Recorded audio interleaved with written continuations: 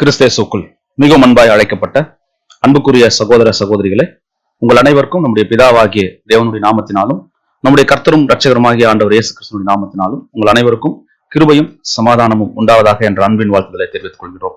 விசேஷமாக தேவன் மீண்டுமாக இந்த ஒரு நாளை நமக்கு கூட்டி கொடுத்து மீண்டும் அவருடைய சத்தியங்களை நாம் கேட்பதற்கு ஒரு வாய்ப்பை கொடுத்தமைக்காக நம்முடைய பிதாவாகிய தேவனுக்கு நம்முடைய ஆண்டவர் இயேசு கிறிஸ்து மூலமாக நாம் நன்றிகளையும் துதி ஸ்தோத்திரங்களையும் ஏறெடுப்போம்.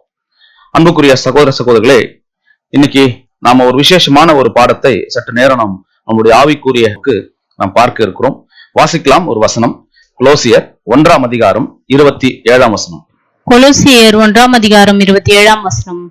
புறஜாதிகளுக்குள்ளே விளங்கிய இந்த ரகசியத்தில் உள்ள மகிமையின் ஐஸ்வர்யம் என்னதென்று தேவன் தம்முடைய பரிசுத்தவான்களுக்கு தெரியப்படுத்த சித்தமானார். கிறிஸ்துவானவர் மகிமையின் நம்பிக்கையாக உங்களுக்குள் இருப்பதே அந்த ரகசியம்.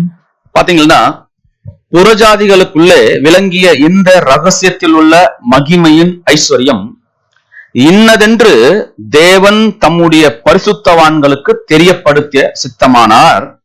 கிறிஸ்துவானவர் மகிமையின் நம்பிக்கையாக உங்களுக்குள் இருப்பதே.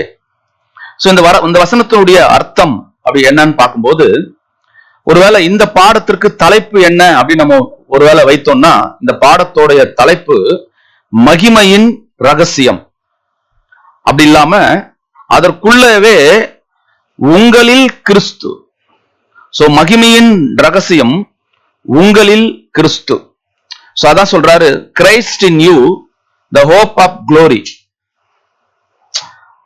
Christ in you the hope of glory என்கின்ற தலைப்பின் கீழே இந்த வசனத்திற்கு விளக்கத்தை நம்ம இன்னைக்கு பார்க்க போறோம். மீண்டுமாக இந்த வசனத்தை நம்ம இன்னொரு முறை வாசிக்கலாம். கொலோசியர் 1ஆம் அதிகாரம் 27ஆம் வசனம். புறஜாதிகளுக்குள்ளே விளங்கிய இந்த ரகசியத்தில் உள்ள மகிமையின் ஐஸ்வர்யம் என்னதென்று தேவன் தம்முடைய பரிசுத்தவான்களுக்கு தெரியப்படுத்த சித்தமானார். கிறிஸ்துவானவர் மகிமையின் நம்பிக்கையாக உங்களுக்குள் இருப்பதே அந்த ரகசியம். இப்ப பாத்தீங்கன்னா, ஏதோ ஒரு மகிமையின் நம்பிக்கையினுடைய ஒரு ரகசியம் இருக்கிறத பத்தி இந்த வசனம் நமக்கு சொல்லுது. அப்படின்னா, மகிமையின் நம்பிக்கையின் அந்த ரகசியம் எது? அந்த ரகசியம் எது? நாம் அந்த ரகசியத்தை பத்தி நிறைய தெரிஞ்சிருக்கிறோம். அந்த ரகசியம் எது? உன்னதமான அழைப்பில அழைக்கப்பட்ட நாம் அந்த மகிமையின் ரகசியம் என்னன்னு பாத்தீங்கன்னா, அது ஒரு திவ்ய சுபாவம் அல்லது அழியாமை. இது எல்லாமே நமக்கு தெரிஞ்ச ஒண்ணுதான். இந்த திவ்ய சுபாவம் அழியாமையும் இருக்கிறத நம்ம பார்க்கிறோம். சோ வாக்குத்தத்தம் பண்ணினவர் அந்த வாக்குத்தத்தத்தை என்ன பண்ண போறாரா, ஒரு மகிமையின் ரகசியமாக அதை வச்சிருக்கார் அப்படின்னு பார்க்கிறோம். இதுக்கு என்ன ஆதாரம்? ஒருவேளை இந்த அழியாமையையும் அல்லது அந்த திவ்ய சுபாவத்தை நாம் பெற்றுக்கொள்வதற்கு அந்த மகிமையினுடைய ரகசியம் என்ன, அல்லது அதற்கு என்ன ஆதாரம், என்ன ஆதாரமா இருக்கிறது இந்த வசனம் சொல்லுகிறது. சோ அன்புக்குரிய சகோதர சகோதரிகளே, நாம் பார்க்கும்போது மனுகுலம் தீமையின் கீழ் இருக்கும்போது அதனுடைய பலனை அறியாம இருக்கிற வேளையில வரப்போகிறவர் ஒரு மீட்பர் வரப்போகிறார். அவர் அவர்களை விடுவித்து ஆசீர்வதிக்க போகிறார். தம்முடைய திட்டத்தை தொடர்ந்து தெரிவிக்க போகிறார். அப்படின்றத பழைய ஏற்பாட்டு காலத்துல வாழ்ந்த யாருக்கும் அந்த திட்டம் தெரியாம இருந்துச்சு. ஒருவர் வரப்போறார், அவர் இந்த உலக ஜனங்களை மீட்க போறார். ஒரு ரட்சகர் வரப்போறார், ஒரு மீட்பு கொடுக்க போறார் அப்படின்ற ஒரு விஷயம் கிட்டத்தட்ட 4000 வருஷமா இது இல்லாம இருந்துச்சு.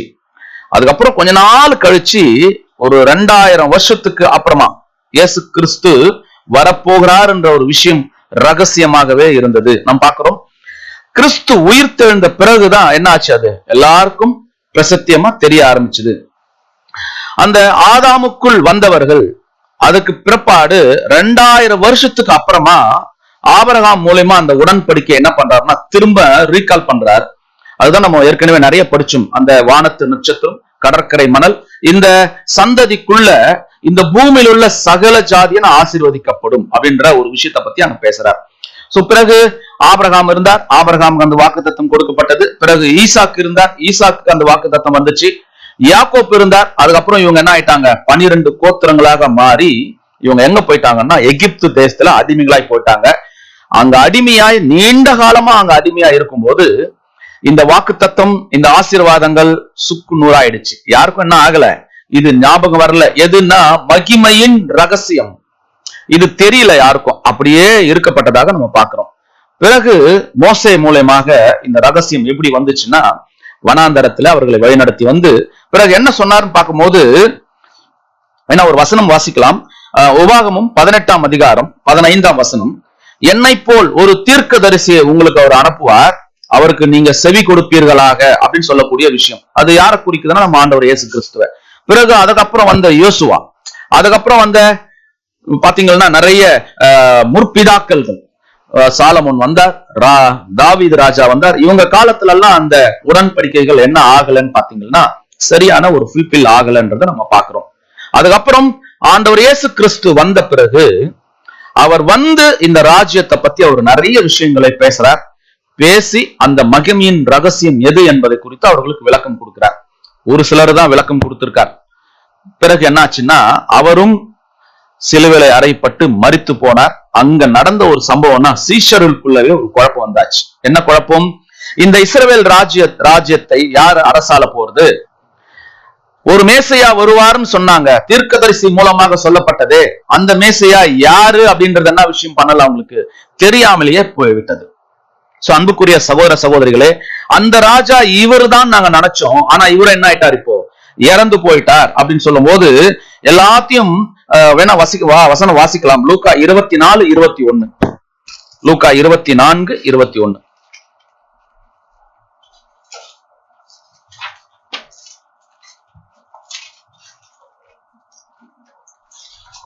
லூக்கா 24ஆம் அதிகாரம் 21ஆம் வசனம். அவரே இஸ்ரவேலை மீட்டு ரட்சிப்பவர் என்று நாங்கள் நம்பி இருந்தோம். நீ சொல்றது யாருன்னு பாத்தீங்களா? சீஷர்கள் சொல்றாங்க, இதோ இஸ்ரவேலை மீட்டு ரட்சிப்பார் என்று நாங்கள் நம்பி இருந்தோம். அப்புறம் இவைகள் சம்பவித்து இன்று 3 நாளாகிறது. பாருங்களேன், இது சம்பவித்து 3 நாள் ஆயிடுச்சு. அப்போ இயேசு கிறிஸ்து என்ன ஆயிட்டார்? இறந்துட்டார். இது இஸ்ரவேலை மீட்டு காப்பாத்துவார், ரட்சிப்பார் நாங்க நினைச்சோம், ஆனா என்ன ஆகல, இப்போ 3 நாள் ஆயிடுச்சு அப்படின்னு அவங்களுக்குள்ள ஒரு குழப்பம் வந்தாச்சு. ஏன் இந்த குழப்பம்னா, இவர்தான் அந்த மகிமையின் ரகசியம் அப்படின்றத நம்ம பார்த்தாங்க அப்படின்ற மாதிரி இருந்தது. அன்புக்குரிய சகோதர சகோதரிகளை, பிறகு அவர் உயிர் தெழுந்த பிறகு பேதுரு, அப்போஸ்தலனாகிய பேதுரு சொல்றார், 1 பேதுரு 1ஆம் அதிகாரம் 4ஆம் வசனம்.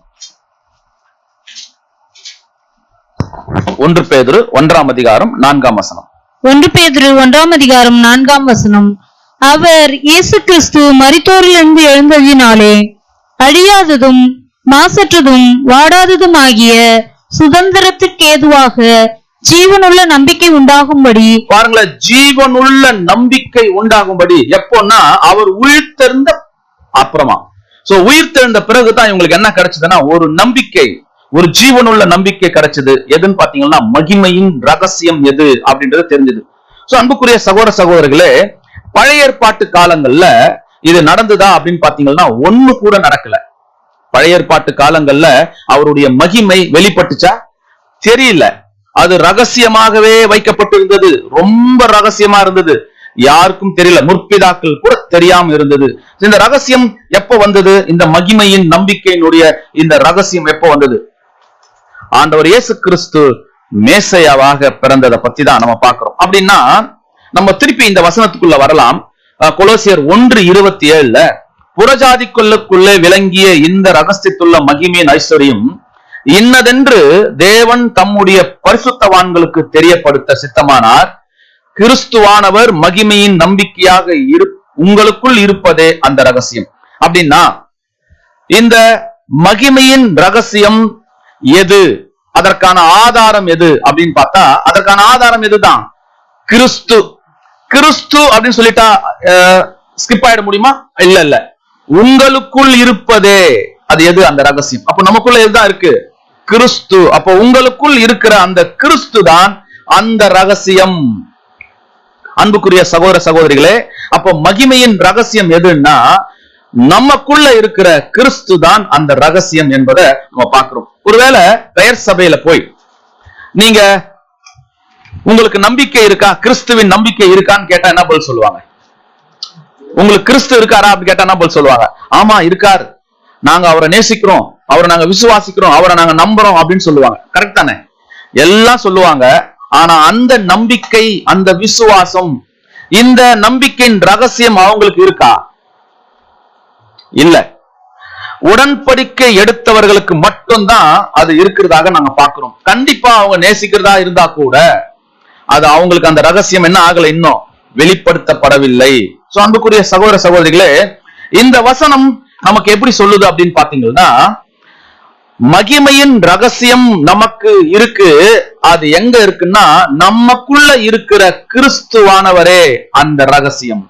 சோ கிறிஸ்து நமக்குள்ள இருந்தா நம்ம என்ன ஆகலாம், மகிமையினுடைய ஒரு ரகசியத்தை தெரிஞ்சுக்கலாம். இப்ப அது ரகசியமானா இல்ல, கிறிஸ்து நமக்குள்ள இருந்தா என்ன ஆயிடுவோம், நாம மகிமைக்குள்ள, அதாவது அழியாமை திவ்ய சுபாவத்துக்குள்ள போறதுக்கான ஒரு வாய்ப்பை நமக்கு கொடுக்கிறார்.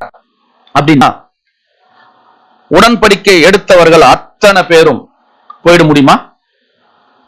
திங்க் பண்ணி பாருங்க. உடன்படிக்கை எடுத்தவங்க பிதா யார், குமாரன் யார், பரிசுத்த ஆவி யார் அப்படின்னு சொல்றத மட்டும் தெரிஞ்சுக்கிட்டா அவங்களுக்கு மகிமையின் ரகசியம் தெரிஞ்சிருமா?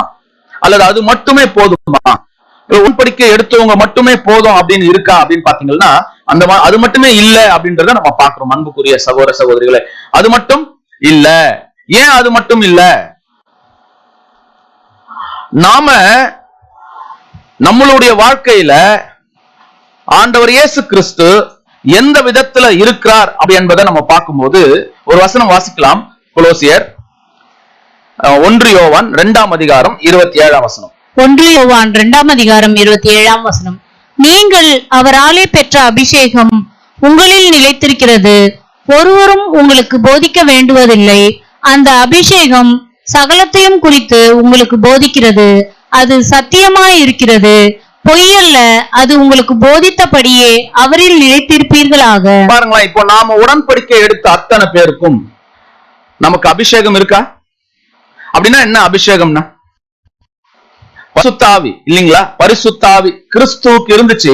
இப்போ அபிஷேகம் பெற்ற நமக்கு ஒருத்தர் போதிக்கணும்னு அவசியம் இல்லை. எதை பத்தி? சத்தியத்தை பத்தி. ஏன்னா நம்ம எல்லாத்தையும் கற்றுக்கொண்டு தேர்ந்தவர்களாக தான் என்ன பண்ணிருக்கோம், இப்போ இங்க வந்திருக்கிறோம். அதான் இந்த வசனம் சொல்லுது, நீங்கள் அவராலே பெற்ற அபிஷேகம் உங்களில் நிலைத்திருக்கிறது. அப்ப நம்ம உடன்படிக்கை எடுத்த அத்தனை பேருக்கும் என்ன இருக்குன்னு பாக்குறோம், அபிஷேகம் பரிசுத்த ஆவி இருக்கிறது. அது உங்களுக்கு போதிக்க வேற ஒருவரும் உங்களுக்கு என்ன பண்ண வேண்டிய அவசியம் இல்ல, போதிக்க வேண்டிய அவசியம் இல்ல. அந்த அபிஷேகம் சகலத்தையும் குறித்து உங்களுக்கு போதிக்கிறது. அன்புக்குரிய சகோதர சகோதரிகளே, உடன்படிக்கை எடுத்த நமக்கு அபிஷேகம் கொடுத்திருக்காருன்னா, அந்த பரிசுத்த ஆவியின் நமக்கு கொடுத்திருக்காருன்னா, அந்த அபிஷேகத்தால சகலத்தையும் நமக்கு என்ன பண்ணிருக்காரு, அவரு குறித்து போதித்திருக்கிறார். நமக்கு வேற ஒருவரும் சொல்ல வேண்டிய அவசியம் இல்ல. அப்படின்னா எதை பத்தி சொல்ல வேண்டிய அவசியம் இல்ல, நம்மளுடைய திவ்ய சுபாவம் எது, நாம் அழியாமைக்குள்ள போக முடியுமா, அந்த மகிமையின் ரகசியம் எது அப்படின்னு நமக்கு இன்னொருத்தர் வேற யாரும் பண்ண வேண்டியது இல்ல, சொல்ல வேண்டிய அவசியம் இல்ல. ஏன்? நமக்கு பரிசுத்த ஆவி நமக்கு ஞானஸ்தானம் எடுக்கும் போது, உடன்படிக்கை எடுக்கும் போது தேவனால் நமக்கு என்ன பண்ணிருக்கு, கொடுக்கப்பட்டிருக்கிறது. அதுதான் சத்தியம், அது பொய்யல்ல. அது உங்களுக்கு போதித்தபடியே அவரில் நிலைத்திருப்பதாக. அதுலயே 20ஆம் வசனம் வாசிக்கலாம். 1 யோவான் 2ஆம் அதிகாரம் 20ஆம் வசனம். 1 யோவான் 2ஆம் அதிகாரம் 20ஆம் வசனம். நீங்கள் பரிசுத்தராலே அபிஷேகம் பெற்று சகலத்தையும் அறிந்திருக்கிறீர்கள். நம்ம யாரால இப்ப அபிஷேகம் பெற்றிருக்கிறோம், அதாவது பரிசுத்த ஆவியை நம்ம வாங்கி இருக்கிறோம்னா, பரிசுத்தராலே. யார் அந்த பரிசுத்தர்? பிதாவாகிய தேவனாலே அபிஷேகம் பெற்று நாம் சகலத்தையும் அறிந்திருக்கிறோம். அப்படின்னா மகிமையின் ரகசியம் யாருக்குள்ளதான் இருக்கு? இப்போ உங்களில் கிறிஸ்து இருந்தால் அந்த ரகசியம் மகிமை என்பதை நாம் தெரிந்து கொள்ள முடியும். இந்த ஒரு அண்டர்ஸ்டாண்டிங்ல, இந்த ஒரு புரிந்து கொள்ளுதல்ல, பரிசுத்த ஆவி நமக்குள்ள இருந்தா, அபிஷேகம் நமக்குள்ள இருந்தா, அபிஷேகம்னா அனாயிட்டிங் இல்லையா, அது நமக்குள்ள இருந்தா நம்ம என்ன ஆயிடுவோம், இப்ப சகல சத்தியத்துக்குள்ளவும் நம்மளை வழிநடத்தக்கூடியதாக ஒண்ணு அது இருக்கு அப்படின்றத நம்ம பார்க்க முடியுது. சோ அன்புக்குரிய சகோதர சகோதரிகளே, இததான் இது உங்களுக்குள்ள கிறிஸ்து இருந்தால் அப்படின்னு சொல்றாரு இல்லையா, உங்களில் கிறிஸ்து இருந்தார்னா அதுக்கு பேர் என்ன? புது சிருஷ்டி. ரொம்ப அழகா சொன்னீங்க, புது சிருஷ்டி. அப்போ ஒரு நியூ கிரியேஷன் நமக்குள்ள இருக்குது. அப்ப நமக்குள்ள என்ன இருக்கணும்னா ஒரு புது சிருஷ்டி ஒரு புதிய படைப்பு நமக்குள்ள இருந்தோம்னா அது எந்த படைப்பு? கிறிஸ்து என்கின்ற ஒரு ரகசியம் நமக்குள்ள வெளியே வரணும் அப்படின்னு சொல்ற. சோ இதுல இருந்து என்ன புரியுதுன்னா, பழைய ஏற்பாட்டு காலத்துல கிறிஸ்துதான் புது சிருஷ்டி, கிறிஸ்துதான் இந்த மகிமையினுடைய ஒரு ரகசியம் என்பது என்ன ஆகல, ஓப்பன் ஆகல. யார்தான் ஓப்பன் ஆயிருக்குது பாருங்க. இந்த வசனம் சொல்லுது, புறஜாதிகளுக்குள்ளே விளங்கிய இந்த ரகசியம் உள்ள மகிமையின் ஐஸ்வர்யம் இன்னதென்று தேவன் தம்முடைய பரிசுத்தவான்களுக்கு தெரியப்படுத்த சித்தமானார். இப்ப யாருக்கு தெரியப்படுத்திருக்கார்? புறஜாதிகளுக்கு. எந்த மகிமையின் ரகசியம் அதுன்னா, அந்த மகிமையின் ரகசியம் எதுன்னு எங்கேயும் தேட வேண்டாம். ஏன் தேட வேண்டாம்னா, யாரெல்லாம் தேவனுடைய நாமத்தினாலும் கிறிஸ்துனுடைய நாமத்தினாலும் பரிசுத்த ஆவிக்குள்ளாக ஞானஸ்தானம் எடுத்திருக்கிறார்களோ அத்தனை பேருக்குள்ளும் தேவன் என்ன கொடுத்திருக்கார் தெரியுமா? அபிஷேகம், ஒரு அனாயிட்டிங் கொடுத்திருக்கார், பரிசுத்த ஆவியை கொடுத்திருக்கிறார். அந்த பரிசுத்த ஆவியினால என்ன பண்ண முடியும்? கிறிஸ்து உங்களுக்குள் இருப்பதை ஈஸியா கண்டுபிடிக்க முடியும். அப்ப கிறிஸ்து நமக்குள்ள இருந்தா நாம யாரா இருக்கிறோம்னா புது சிருஷ்டியா இருக்கிறோம். சோ புது சிருஷ்டி என்கின்ற ஒரு விஷயத்தை இங்க பார்க்கிறோம். சோ நம்மளுடைய மகிமையின் சுவிசேஷம், நம்மளுடைய மகிமையின் ரகசியம் கிறிஸ்துவாக இருக்கிறார் என்பதை பார்க்கிறோம். அன்புக்குரிய சகோதர சகோதரிகளே, ஒருவேளை இல்ல உடன்படிக்கை எடுத்தாவே போதும், நான் அழியாமைக்குள்ள போயிடுவேன், திவ்ய சுபாவத்துக்குள்ள போயிடுவேன் ஒருவேளை நாம நினைச்சோம்னா, நிறைய நம்மளுடைய பைபிள் ஸ்டூடெண்ட் என்ன நினைக்கிறாங்கன்னா, இவ்வளவு பெரிய சத்தியத்தை கேட்டு வந்துட்டு நான் ஞானஸ்தானம் எடுத்தா போதும், எனக்கு என்ன கிடைச்சிடும், இப்போ அழியாமை கிடைச்சிரும், திவ்ய சுபாவம் கிடைச்சிரும் நினைக்கிறாங்க.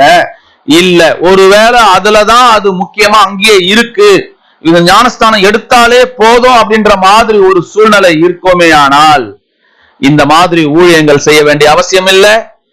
சகோதர சகோதரிகளை நாம கனம் பண்ண வேண்டிய அவசியம் இல்லை. வேதாகமத்தை படிக்க வேண்டிய அவசியம் இல்லை. நிறைய பாடங்களை நாம புரிந்து கொள்ள வேண்டிய அவசியம் இல்லை. மற்றவர்களுக்கு நாம போய் என்ன சொல்ல வேண்டிய அவசியம் இல்லை, சுவிசேஷத்தை சொல்ல வேண்டிய அவசியம் இல்லை. இந்த ஒரு குருஷியல் டைம்ல கூட நாள்தோறும் லைவ் போட்டு இருக்கும் இல்லையா? நாம மட்டும் இல்ல, நிறைய சபை சகோதர ஐக்கியத்துல இருந்து என்ன பண்ணிட்டு இருக்காங்க, லைவ் போட்டுக்கிட்டே இருக்காங்க. நிறைய சகோதரர்கள் அதை கேட்டுட்டு இருக்காங்க. அப்படி ஞானஸ்தானம் மட்டும் நம்மை அழியாமைக்குள்ள போகும் நம்ம நினைக்கிறது மிகப்பெரிய தவறான புரிந்து கொள்ளுதல். உண்மைதானே? அப்ப ஞானஸ்தானம் எடுத்தா மட்டும் போராது, அப்ப என்னமும் தேவைப்படுது, ஒரு புது சிருஷ்டி தேவைப்படுது. எதுன்னா, உங்களில் கிறிஸ்து இருந்தா மட்டும்தான் நாம என்னவா மாற முடியும், அழியாமை அல்லது திவ்ய சுபாவத்துக்குள்ள நம்ம போக முடியும். அப்படி போகலன்னா நாம ஞானஸ்தானம் எடுத்தது என்னவா இருக்கும், வீண். எல்லாரும் எடுத்துட்டாங்க நானும் எடுத்துட்டேன்னு சொல்ற மாதிரி தான் இருக்கும். அன்புக்குரிய சகோதர சகோதரிகளே, அப்படின்னா ஒரு மகிமையின் ரகசியம் எங்கன்னு தேடி பார்த்தா அது எங்க இருக்கு, எங்க இருக்கு? உங்களுக்குள் இருக்கிற கிறிஸ்து. அப்ப நம்ம எல்லார்கிட்டையும் கிறிஸ்து இருக்கா? இருந்தால் அந்த மகிமை எது? மகிமை அழியாமை, திவ்ய சுபாவம். அந்த மகிமை அது ஒரு ரகசியமா பழைய ஏற்பாட்டு காலத்துல வாழ்ந்த முற்பிதாக்களுக்கும் இஸ்ரவேல் ஜனங்களுக்கும் அது மறைக்கப்பட்டிருந்தது. தெரியல உங்களுக்கு. இப்ப யார் ஓபன் பண்ணிருக்கா? நமக்கு எல்லாத்தையும் ஓபன் பண்ணி வச்சிருக்கார். சோ அந்த மகிமையின் ரகசியம் எதுன்னா, உங்களில் இருக்கிற கிறிஸ்து அப்படின்னு சொல்லியிருக்காரு. அந்த கிறிஸ்து நம்ம கிட்ட இருந்தா நம்ம என்ன ஆயிடுவோம் சொல்றோம், நம்ம எப்படி ஆயிடுவோம், புது சிருஷ்டி ஆயிடுவோம் அப்படின்னு சொல்லப்பட்டிருக்கு. அப்ப புது சிருஷ்டி அப்படின்னா என்ன? புது சிருஷ்டி, புது சிருஷ்டின்னா கிறிஸ்துவோட குணலட்சணங்களை தவிர்த்துக் கொள்வது, எடுத்துக்கொள்வது. நம்ம கிறிஸ்துவோட குணலட்சணங்களை எடுத்துக்கொள்வது அப்படின்னு நம்ம பார்த்துட்டோம்னா, அது ஒண்ணு மட்டும் பார்த்துட்டா போதுமா? ஒண்ணு மட்டும் பார்த்தா போதுமா? பாருங்களேன், அவருடைய பாடுகள், அவருடைய எல்லாத்தையும் நம்ம கண்டிப்பா என்ன பண்ணி ஆகணும், செய்யணும் அப்படின்னு பாக்குறோம். சோ வசனம் வாசிக்கலாம். கலாத்தியர் 4ஆம் அதிகாரத்துல 1ஆம் வசனத்திலிருந்து வாசிக்கிறோம். கலாத்தியர் 4ஆம் அதிகாரம்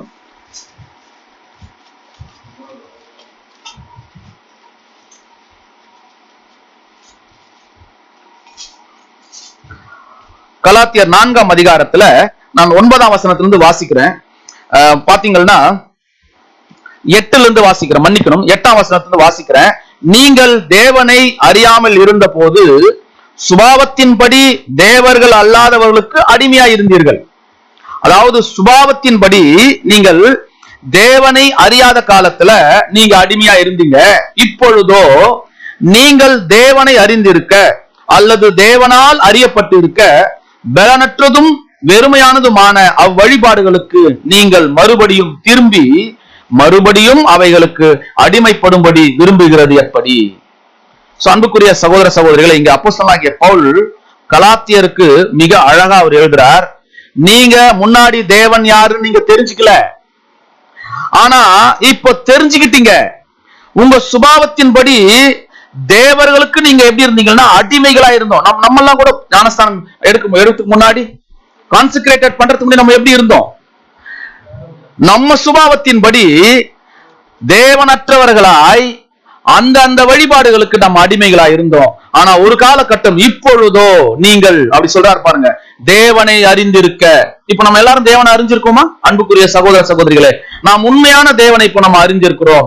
அறிஞ்சிட்டு பிறகு தேவனாலே நாம் அறியப்பட்டிருக்கிற பலனற்றதும் வெறுமையமான அவ்வழிபாடுகளுக்கு மறுபடியும் திரும்பி, அப்ப அந்த வழிபாடுகள்னா எது? எந்த வழிபாடு? உலகத்தின் காரியங்களுக்கு, உலகத்தினுடைய வேலைகளுக்கு, உலகத்துக்கு ஒத்த வேஷம் தரிக்கிறது, இது எல்லாத்துக்கும் நாம திரும்பிட்டோம்னா அவைகளுக்கு நாம் என்னவா பண்றோம்? இப்ப திரும்ப அடிமைகளாகிறோம் அப்படிங்கிறார். சோ அடிமை ஆகல அப்படின்றத நம்ம எப்படி ப்ரூவ் பண்ணோம்னா, கிறிஸ்து நமக்குள்ள இருக்கிறதுனால தான் அதை ப்ரூவ் பண்ண முடியும். அவங்கதான் புது சிருஷ்டி அப்படிங்கிறார். சொல்லிட்டு அடுத்தது வராரு 10வது வசனம். நாட்களையும் மாதங்களையும் காலங்களையும் வருஷங்களையும் பார்க்கிறீர்களே, நான் உங்களுக்காக பிரயாசப்பட்டது வீணாய் போயிற்றோ என்று உங்களை குறித்து பயந்திருக்கிறேன். ஏன்னா திருப்பி நீங்க என்ன பண்ணிட்டு இருக்கீங்க? இப்போ திரும்பி நாள் பாக்குறீங்க, மாதங்களை பாக்குறீங்க, காலங்களை பாக்குறீங்க, வருஷங்களை பாக்குறீங்க. அப்படின்னா என்ன அர்த்தம் சொல்றாரு அவரு? என்ன அர்த்தம் பேசிட்டு இருக்காருன்னா, எல்லாம் பாரம்பரியத்தை திரும்பவும் கடைபிடிச்சிட்டு இருக்கீங்க, 4 நட்சத்திரம் பார்த்துட்டு இருக்கீங்க, திரும்பவும் நீங்க மறுபடியும் திரும்பி அந்த சுபாவத்திற்கு அடிமை ஆயிட்டீங்க. அந்த சுபாவம் எதுன்னா பழைய சுபாவத்துக்கு அடிமை ஆயிட்டீங்க. சோ வேண்டாம். அதனால எனக்கு எப்படி இருக்குன்னா, நான் உங்களுக்கு சொன்ன பாத்தீங்களா, அது எல்லாம் அது வீணா போயிடுச்சோ அப்படின்னு நான் ரொம்ப என்ன பண்றேன், பயப்படுறேன் அப்படின்னு சொல்றாரு. அன்புக்குரிய சகோதர சகோதரிகளை, இப்படி சொல்லிட்டு அடுத்த வசனம் 12ஆம் வசனம், சகோதரரே என்னை போல ஆகுங்கள் என்று உங்களுக்கு வேண்டிக் கொள்கிறேன். ஏன் என்னை போல ஆகுங்கள் சொல்ற பாருங்க. ஏன் என்னை போல ஆகுங்கள் அப்படின்னு நான் வேண்டேன்னா, அவர் யாரா, அவருக்குள்ள யார் இருக்கா? இப்போ கிறிஸ்து, அவர் ஒரு புது சிருஷ்டியாக வலம் வந்து கொண்டிருக்கிறார். சோ அதுக்கு சொல்றார் அடுத்தது, நான் உங்களை போல ஆனேன், எனக்கு நீங்கள் அநியாயம் ஒன்றும் செய்யவில்லை சொல்லிட்டு இப்பதான் நம்ம அடுத்த ஒரு வசனம் பார்க்க போறோம். 13ஆம் வசனம், உங்களுக்கு தெரிஞ்சிருக்கிறபடி நான் சரீர பலவீனத்தோடு முதலாம் தரம் உங்களுக்கு சுவிசேஷத்தை பிரசங்கித்தேன். அப்படின்னா அவருக்கு என்ன சரீர பலவீனம் இருந்தது? நான் முதல்ல வரும்போது ஒரு சரீர பலவீனத்தோடு கிட்ட வந்து நான் பிரசங்கித்தேன். அது என்ன பலவீனம்னா, அவருக்கு என்ன இல்ல, கண் பார்வை கொஞ்சம் குறைஞ்சி இருந்தது. அப்படி இருந்தும் என் சரீரத்தில் உண்டாயிருக்கிற சோதனையை நீங்கள் அசட்டை பண்ணாமலும், அவர் வந்து அந்த பிரசங்கம் பண்ணும்போது அவருக்கு இருக்கிற அந்த கண் பார்வை குறைபாட்ட, அந்த பலவீனத்தை நீங்க என்ன பண்ணல, அது பெருசா நினைக்காம, அதை அசட்டை பண்ணாம நீங்க என்ன பண்ணீங்க தெரியுமா? ஆரோசியமாகாமலும் தேவதூதனை போலவும் கிறிஸ்து இயேசுவை போலவும் என்னை ஏற்றுக்கொண்டீர்கள். என்ன பண்ணீங்க? இப்போ எப்படி தெரியுமா ஏத்துக்கிட்டீங்க? என்ன அவ்வளவு அழகா என்னை ஏத்துக்கிட்டீங்க. அப்பொழுது நீங்கள் கொண்டிருந்த அந்த பாக்கியம் எங்கே? இப்ப கேக்குறார், இந்த மாதிரி எல்லாம் என்னை ஏற்றுக்கிட்டீங்க இல்லையா? தேவ தூதரை போலவும் இயேசு கிறிஸ்துவை போலவும் நீங்க என்ன பண்ணீங்க? எனக்கு என்னை ஏத்துக்கிட்டீங்க. இப்ப அந்த பாக்கியம் எங்கே? ஒருவேளை அப்போஸ்தலனாகிய பவுல் இப்ப நம்மளை பார்த்து கேட்கிறார், அன்னைக்கு தேவர்கள் அற்றவர்களா இருந்தீங்க, சுபாவ ஐக்கியத்துல அடிமைகளா இருந்தீங்க, இன்னைக்கு தேவன் யாருன்னு தெரிஞ்சுக்கிட்டீங்க, தெரிஞ்சு மீண்டும் திருப்பி அந்த பாரம்பரியங்களுக்கும் அந்த பொல்லாத கிரியைகளுக்கும் நம்ம போய் அந்த சுபாவத்துக்கு மீண்டும் நம்ம அடிமை ஆகலாமா? எத்தனையோ பலவீனங்கள் மத்தியில நாம அந்த மாதிரி அடிமை ஆகலாமா? சில நேரங்கள்ல நாம கூட என்ன பண்ணிருக்கிறோம்னா, மற்ற சகோதர சகோதரிகளை நம்ம என்ன பண்ணிருக்கிறோம், ரொம்ப தேவ தூதர்களை பண்ணிட்டோமே, இப்ப அந்த அந்த பாக்கியம் எங்கே, அது எங்க போச்சு அப்படின்னு கேட்கிறார். கேட்டுட்டு அடுத்த ஒரு வாசிக்கலாம். எனக்கு உங்கள் கண்களை பிடுங்கி எனக்கு கொடுக்க கூடுமானால் அப்படியும் செய்திருப்பீர்கள் என்று உங்களுக்கு சாட்சியாய் சொல்லுகிறேன். அவர் சொல்றாரு, என்ன இருக்காரா, நீங்க உங்க கண்ணை பிடிங்க எனக்கு கொடுத்துருங்கன்னு சொன்னா கூட நீங்க என்ன பண்ணிட்டு இருப்பீங்க, கொடுத்துட்டு இருப்பீங்க. அவ்வளவு வைராக்கியமா இருந்தீங்க. இப்ப அந்த வைராக்கியம் எங்க? இப்ப நிறைய சகோதரர்கள் புதுசா என்ன பண்ணுவாங்க, கான்சென்ட்ரேட்டட் பண்ணிட்டு வரும்போது கூட, ஐயோ அப்படி இருக்கா, இப்படி இருக்கா, சத்தியம் இப்படி இருக்கா நினைப்பாங்க. நினைச்சு உங்களுக்காக நான் எதனாலும் பண்ணுவேன் யூன்னு சொல்லுவாங்க. ஆனா அப்புறம் போக போகத்தான் என்ன தெரியும், கண்ணையே புடுங்கி கொடுன்னு சொன்னா கூட புடுங்கி கொடுக்கிற சூழ்நிலைக்குள்ள அந்த சகோதரர்கள் இருந்தாங்க. ஆனா இப்ப என்ன ஆயிட்டாங்க பாருங்க. அடுத்த வருஷம் சொல்ல, நான் உங்களுக்கு சத்தியத்தை சொன்னதினாலே உங்களுக்கு சத்துருவானே. சோ சத்தியத்தை சொன்னாலே அவர் என்ன ஆயிட்டார், இப்போ அப்போஸ்தலனாகிய பவுல் சத்துருவாயிட்டார். கண்ணை புடுங்கி கொடுக்கிற அளவுக்கு இருந்தவங்க இப்ப என்ன ஆயிட்டாங்க தெரியுமா? நீங்க இப்படி இருக்காதீங்க. நீங்க சுபாவ அன்புல பழைய சுபாவம் தேவனற்றவர்களாய் போல இருந்தீங்களா, அந்த மாதிரி இருக்காதீங்க. ஏன் தெரியுமா? நமக்கு என்ன கொடுக்கப்பட்டிருக்கு தெரியுமா? மகிமையின் ரகசியம். இது யாருக்கு இல்ல தெரியுமா? முன்னாடி வாழ்ந்த முற்பிதாக்களுக்கெல்லாம் அது மறைக்கப்பட்டு இருந்தது. ஆனா நமக்கு, ஆனா அதை சொல்லிட்டு இருந்தாங்களா இல்லையா? தீர்க்கதரிசிகள் எதை பத்தி தான் சொன்னாங்க? அந்த மகிமையின் ரகசியத்தை சொன்னாங்க. கேட்டாங்களா? கேட்கல. புரிஞ்சிக்கல, புரிஞ்சிக்க முடியல. ஆனா நாம புறஜாதியாராகிய நமக்கு இப்ப கொடுக்கப்பட்டிருக்கிறது. இததான் சொல்றார். இப்ப இந்த கலாத்தியர் பட்டணத்துக்கு சொல்றாரு இல்லையா, இவங்க பெயர் சபையா சபையா? இவங்க பெயர் சபைக்கார பார்த்து சொல்லிட்டு இருக்காரா, இல்ல சபையை பார்த்து சொல்லிட்டு இருக்காரா?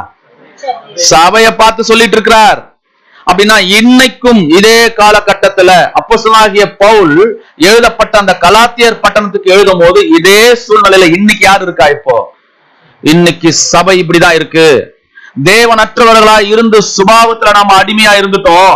எல்லாம் தெரிஞ்சு இப்ப என்ன பண்ணிட்டு தெரியுங்களா? அதே அடிமை. எதற்கு? திரும்பி போய் எதுக்கு போயிட்டேன்? இப்போ எல்லாரும் ஞானஸ்தானம் எடுத்தாங்க, நானும் ஞானஸ்தானம் எடுத்துட்டேன். ஏன்னா சபையில கான்சென்ட்ரேட் பண்றது ரொம்ப முக்கியமான வேலை நினைச்சுக்கிட்டாங்க.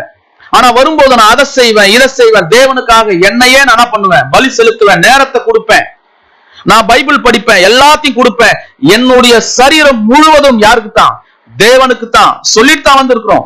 ஒருத்தர் கூட நம்ம சொல்லாம வந்ததில்லை. யாரும் உங்களை கட்டாயம் படுத்தல. அன்புக்குரிய சகோதரர்களை, தயவு செய்து இப்போ நீங்க கான்சென்ட்ரேட்டட் பண்ண அந்த டைம் நினைச்சு பாருங்க. அன்னைக்கு எந்த சூழ்நிலையில நீங்க ஞானஸ்தானத்துக்கு உடன்படிக்கை ஒப்பு கொடுத்தீங்க?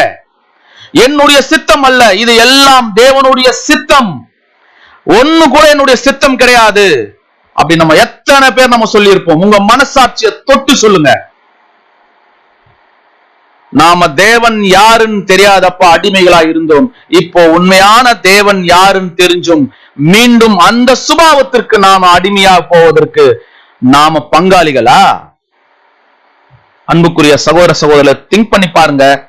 நம்மளுடைய அந்த கான்சென்ட்ரேட்டடுடைய டைம் எவ்வளவு பயபக்தியோட, எவ்வளவு உன்னதமான மகிமைய, அந்த ரகசியத்தை நமக்கு கொடுத்திருக்கிறார்.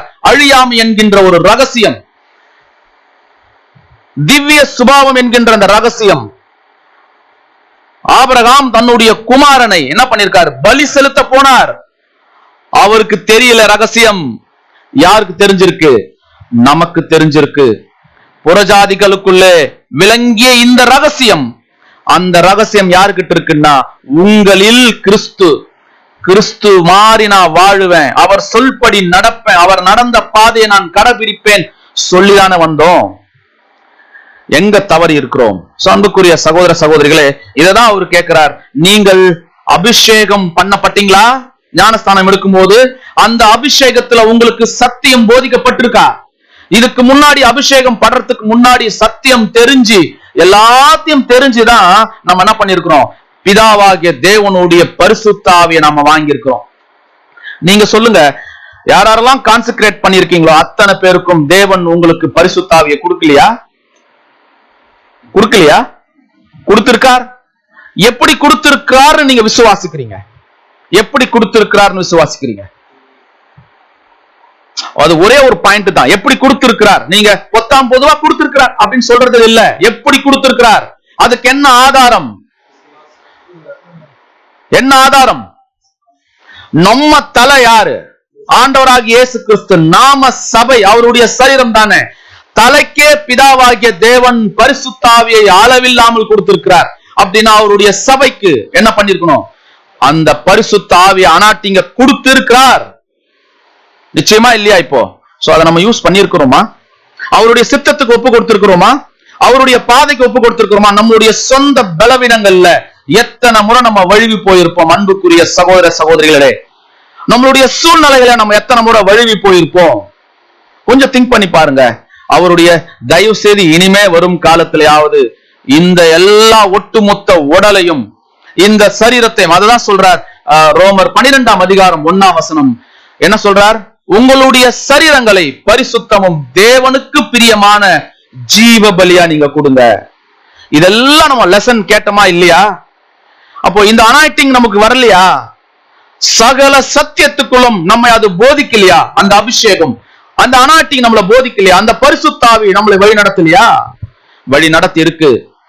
தெரிஞ்சும் நம்ம என்ன பண்றோம்னா சில நேரங்கள்ல இந்த கலாத்தியர் சபையில இருக்கிற மாதிரி, அதுதான் கலாத்தியர் 1ஆம் அதிகாரத்துல 1ஆம் வசனம் படிக்கும் போது என்ன சொல்றாரு பாருங்களா? கலாத்தியர் 1ஆம் அதிகாரம் 1ஆம் வசனம் சொல்லும் போது 3ஆம் அதிகாரம் 1ஆம் வசனம், புத்தி இல்லாத கலாத்தியரே, என்ன சொல்றாரு? புத்தி இல்லாத கலாத்தியரே, நீங்கள் சத்தியத்திற்கு கீழ்ப்படியாமல் போகத்தக்கதாய் உங்களை மயக்கினவன் யார்? ரொம்ப டீட்டெயிலா கேட்கிறார். உங்களை மயக்கினது யாரு? இதே சபை இன்னைக்கு பார்த்து கேட்கிறார். அன்னைக்கு சபையை பார்த்தானே கேட்டார். சபையை பார்த்தா கேட்டார், சபையை பார்த்தான் கேட்டார். இன்னைக்கு அதே சபையை பார்த்து, புத்தி இல்லாத சபையே, சத்தியத்திற்கு செவியை சாய்த்து உன்னை மயக்கினது யாருன்னு கேட்டா நம்ம யாருன்னு சொல்றது? ஸ்கிப் ஆகி சாத்தான் மேல போட்டுருவோமா? எதிரே நமக்கு யாரு தான்? நம்ம மாம்சம் தான். அன்புக்குரிய சகோதரர்களை கொஞ்சம் திங்க் பண்ணி பாருங்க. கொஞ்சம் கஷ்டமா தான் இருக்கும் கேட்கறதுக்கு. இது முதற்கொண்டாவது தேவனுக்காக உண்மையா எங்கேயாவது ஒரு ரூட்ல அந்த மகிமையின் ரகசியம் நமக்கு கொடுக்கப்பட்டிருக்கிறது. அன்னைக்கு வாழ்ந்த காலங்கள்ல யாருக்கும் கொடுக்கப்படல. அந்த அனாயிட்டிங் நமக்கு கொடுத்திருக்கிறது. அன்புக்குரிய சகோதர சகோதரர்களே, இததான் அவர் சொல்லிட்டு அடுத்து சொல்றார்.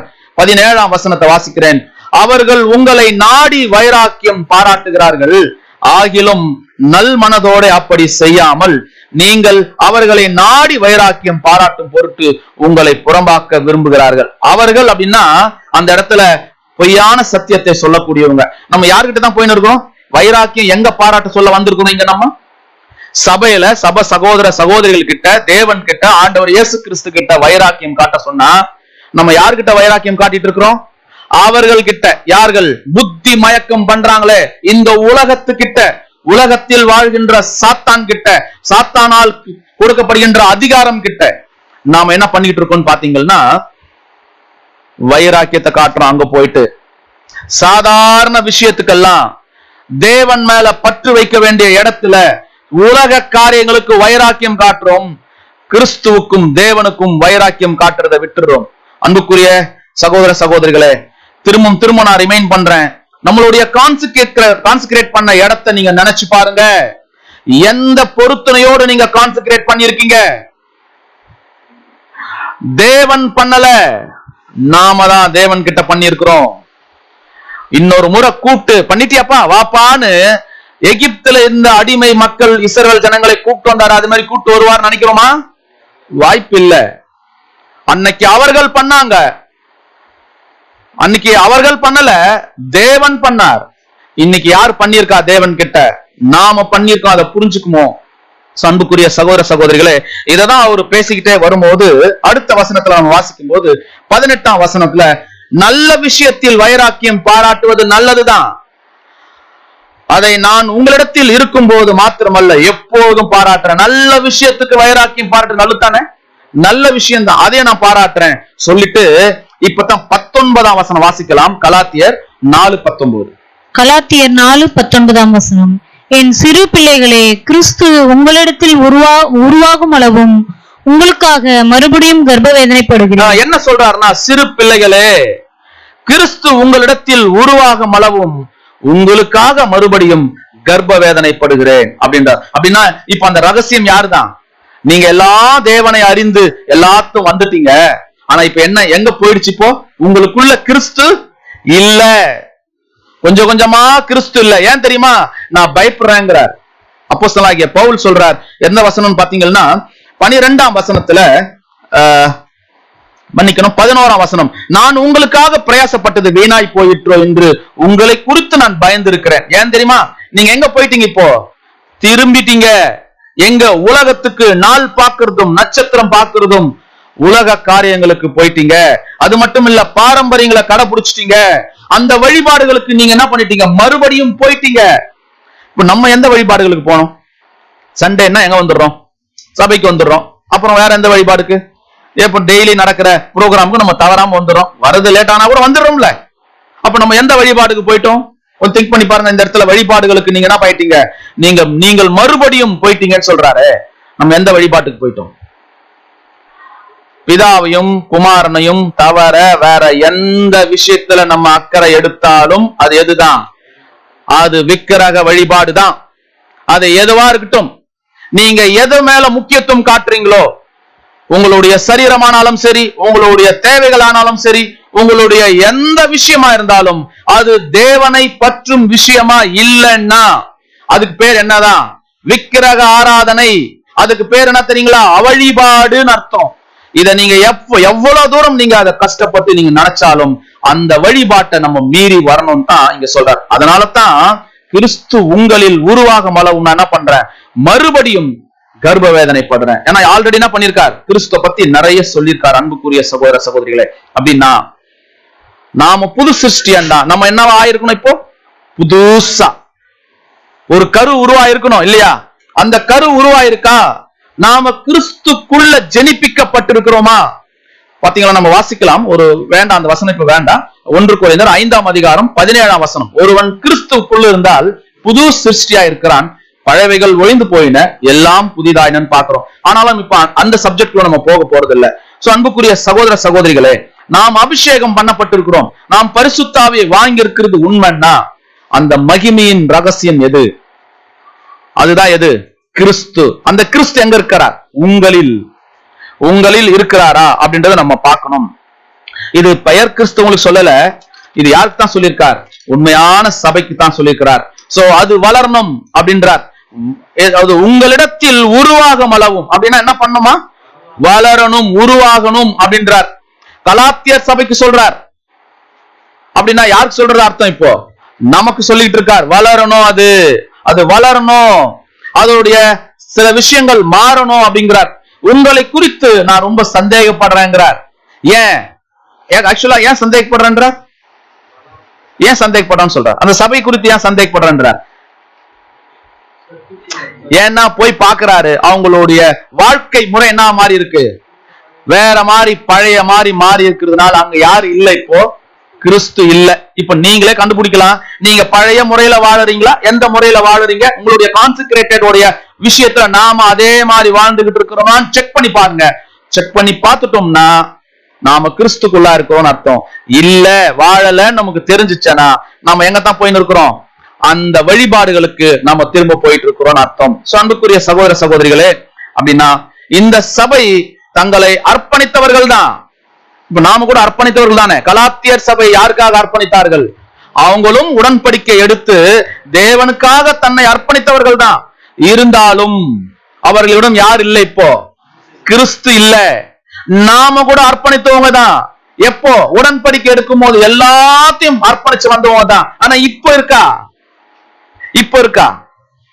அன்னைக்கு எடுத்த சூழ்நிலையில அப்படியே இப்ப இருக்கா? நீங்க உங்களுடைய அந்த பேப்டிசம் எடுத்த டேட்டை மைண்ட்ல வச்சு பாருங்க. அப்படியே டெவலப் ஆயிருக்கிறோமா, இல்ல குறைஞ்சு போயிருக்கிறோமா? இதற்கு நம்ம நிறைய காரணம் சொல்லுவோம். அவர் சரியில்லை, இவரு சரியில்லை, அதெல்லாம் இல்ல. நாம சரியில்லைன்னா நம்ம யாரைத்தான் குற்றம் சொல்லுவோம்? மற்றவர்களே தான். எப்பவுமே ஒருவர் சரியாக இருந்தால் அவர் யார சொல்ல மாட்டார்? மற்றவர்களை சொல்ல மாட்டார். தான் சரியில்லைன்னா தான் யார சொல்வார்? இப்போ எல்லாரையும் கை காட்டி வந்து கொண்டு இருப்பார். அன்புக்குரிய சகோதரர்களே, அப்படின்னா நம்ம பார்க்க வேண்டிய ஒரு சூழ்நிலை என்னன்னு பார்க்கும்போது, கிறிஸ்து உங்களிடத்தில் உருவாகும் அளவும். கிறிஸ்து உருவாகணுமா? உருவாகணும். அதுக்கு என்ன சொல்றாருன்னா, அதுக்கு ஒரு உருவகம் எடுக்கிறார். என்ன உருவகம்? ஒரு தாய் தன்னுடைய குழந்தையை பிரசவ வேதனை படுற ஒரு உருவகத்தை அவர் எடுத்து பேசுறார். வேணா இந்த வசனத்தை இன்னொரு முறை வாசிக்கலாம். கலாத்தியர் 4:19. கலாத்தியர் 4:19. என் சிறு பிள்ளைகளே, கிறிஸ்து உங்களிடத்தில் உருவாகும் அளவும் உங்களுக்காக மறுபடியும் கர்ப்ப வேதனைப்படுகிறேன். பாருங்களேன், கிறிஸ்து உங்களிடத்தில் உருவாகும் அளவும். அப்போ ஒரு உருவகத்துல அவர் பேசுறார். தன்னுடைய தாய் தன்னுடைய குழந்தையை எப்படி அவங்க உருவாக்கம் பண்றாங்க அதை பத்தி பார்க்கும்போது கொஞ்சம் நம்ம போய் என்ன பண்ணலாம், இந்த பிக்சரை பார்த்து பார்க்கலாம். 1 month அந்த கரு உருவாவது எப்படி இருக்கு பாருங்க. 2வது மாசம், 3வது மாசம், 4வது மாசம், 5வது மாசம், 6வது மாசம், 7, 8, 9வது மாசம், அதுக்குள்ள என்ன ஆயிடும், குழந்தை டெலிவரி ஆயிடும். இப்ப அந்த கரு உருவாகும் போது எல்லாமே இருக்கா? ஒரு கரு உருவாகும் போது முதல் மாசத்துல கரு உருவாகும் போது எல்லாம் இருக்குமானா இருக்காது. அது கொஞ்சம் கொஞ்சமா வளர்ச்சி அடைந்து பாருங்க. அதுக்கப்புறம் தான் கண்ணு, அதுக்கப்புறம் தான் மூளை, அதுக்கப்புறம் கை காலு, மொத்தமா என்ன ஆகும், ஒரு மாசமா டெவலப் ஆகும். சோ இந்த பிக்சர்ல பார்க்கும்போது இது வீக். ஒரு 6வது ஒரு வாரத்துல, 7வது வாரம், 10வது வாரத்துல இருந்து 11ல இருந்து 14 வரையும் இது என்ன ஆகுதுன்னா கொஞ்சம் கொஞ்சமா வீக்கா என்ன ஆகுது, ஒரு வாரத்துல அந்த கரு உருவாகிற தன்மையை பார்க்கிறோம். சோ அன்புக்குரிய சகோதர சகோதரிகளை, நாம கூட புது சிருஷ்டியானா நம்மளுடைய கரு கூட எப்படி உருவாயிருக்கணும், கொஞ்சம் கொஞ்சமா ஒரு வாரமா ஒரு மாசமா உருவாகி இப்ப என்ன ஆயிருக்கணும், கிறிஸ்து நம்மில் உருவாகி வெளியே தெரியணும். சோ இப்படி பாருங்க, இத ஸ்கேனிங்ல பார்க்கும்போது இது அப்படிதான் இருக்கு. சோ அடுத்த ஸ்கேனிங்ல பார்க்கும்போது இப்படிதான் இருக்கிறத நம்ம பார்க்கிறோம். அன்புக்குரிய சகோதரர்களே, அந்த கரு முழுமையாகணும்னா உடனே முழுமையாயிடுமா? ஆகாது. அப்ப என்ன ஆகும், ஒரு குறைந்தபட்சம் ஒரு 3 மாசம் ஆகும். அது என்ன ஆகிறதுக்கு, முழுமை ஆகிறதுக்கு.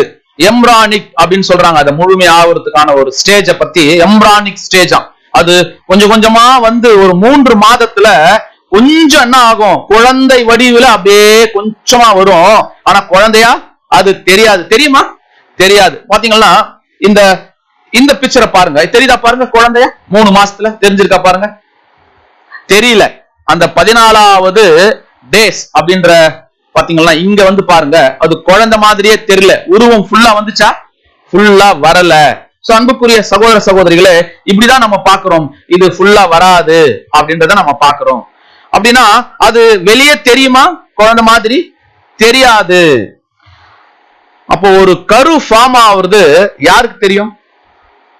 யாருக்கு தெரியும்? யாருக்கும் தெரியாது. கை கால் முதுகெலும்பு ஹார்ட் கிட்னி இதெல்லாம் உருவான பிறகு தெரியுமா? தெரியுமா? தெரியும். அப்பதாங்க அது வெளியில தெரியும். அப்போ கரு இருக்கு, ஆனா அது என்ன ஆகல, இன்னும் 3 மாசத்துல முழுமையாகல. அது முழுமையாகல. முழுமையான பிறகு அந்த குழந்தை அப்பதான் என்ன ஆகும், ஒரு உயிர். அப்போ ஒரு 3 மாசத்துல இருக்கக்கூடிய கருக்கு ஜீவன் இருக்குமா? இருக்காதா? ஜீவன் இருந்தா தான் கரு, ஆனா அது முழுமையாகல. நல்லா புரிஞ்சுக்குங்க. அதேதான் இங்க சொல்றார், உங்களில் கிறிஸ்து உருவாகும் அளவும். அப்போ கிறிஸ்து என்ன ஆகணும், உருவாகணும். 3 மாசத்துல ஜீவன் இருக்கும், ஆனா அது முழுமையாகல. ஆனா உருவாகின்னு இருக்கணும். ஜீவன் இல்லைன்னா அது செத்து போயிடும், அந்த கரு செத்து போயிடும். அப்போ ஜீவன் இருக்கணும். அப்போ இன்னொருத்தரை சார்ந்து வாழக்கூடிய தன்மை இருக்கும். எப்போ? முழுமையாகிற வரையும். முழுமை ஆயிட்டா அவர் பண்ணாதான் நான் பண்ணுவேன், அவர் இருந்தாதான் நான் இருப்பேன், அவர் என்ன பண்றாரோ அதை நான் பண்ணுவேன், இவர் என்ன பண்றாரோ நான் பண்ணுவேன். ஏன் அவங்க பண்ணலையா, இவங்க பண்ணல, இதெல்லாம் கேள்வி எல்லாம் இங்க இல்ல. சோ அன்புக்குரிய சகோதர சகோதரிகளே, இதுதான் மிகப்பெரிய ஒரு விஷயத்த இங்க பாக்குறாரு. அப்ப கரு முழுமை ஆயிடுச்சேனா, அந்த கரு கிட்டத்தட்ட பாத்தீங்கன்னா முழுமை ஆகும் போது கொஞ்சம் அசைவு வரும். வருமா? கொஞ்சம் அசைவு வரும். அப்போ அந்த கரு 3 மாசத்துல ஜீவன் இருக்கும், கொஞ்சம் கொஞ்சமா அது முழுமை அடையும். முழுமை அடைய அடைய அது என்ன பண்ணும்னா தன்னை ஷேக் பண்ண ஆரம்பிக்கும், அசைவு கொடுக்க ஆரம்பிக்கும், அதுவே பிறண்டு படுக்கும். கரெக்ட் தானே? நம்ம தாய்மார்களுக்கு அந்த உணர்வு தெரியும். தாய்மார்களுக்கு உணர்வு தெரியலன்னா என்ன பண்ணுவாங்க? பயந்து போயிடுவாங்க, மருத்துவமனைக்கு தான் போனோம். சோ அந்த உணர்வு தெரியும், கை கால் அசைறது தெரியும், கை கால் திரும்பி படுக்கிறது தெரியும். சோ இந்த மாதிரி மூஞ்சி கூட என்ன ஆகும், ரியாக்ஷன் மாறும். நீங்க ஒருவேளை இங்க இருக்காங்க, ரியாக்ஷன் மாறுமா? முகம் கருவிலேயே அப்படின்னு மாறும்.